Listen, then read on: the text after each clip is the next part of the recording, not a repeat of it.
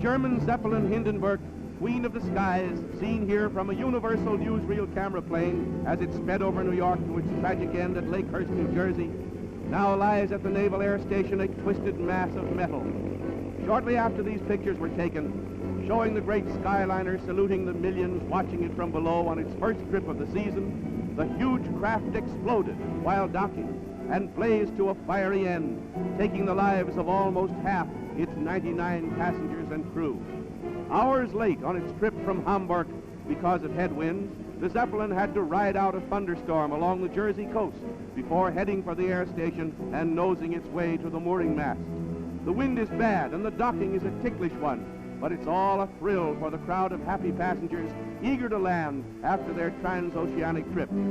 Slowly the big ship warps in, and the ground crews rush for the mooring lines. In another 10 minutes or so, the great aircraft would have been snugly docked. But as the passengers crowded the windows to watch, a roar and a burst of flame near the big tail fins turned the ship into a flaming inferno.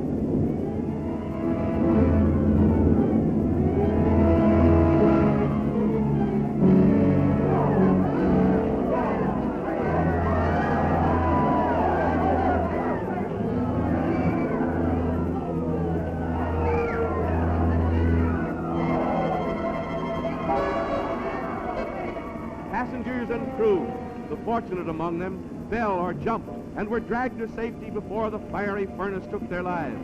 Heroic work by Navy and Army men risking their lives around the white-hot skeleton snatched more than one dazed and half-burned passenger from the blazing wreckage. But for the most of those trapped in the incandescent tangle, there was no hope. It's the greatest of miracles that anyone came out of the disaster alive.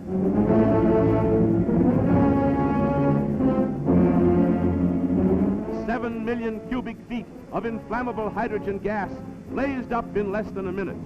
The hundreds of tons of fuel oil burns for an hour or more, with its dense black smoke making a pall over the tragic scene.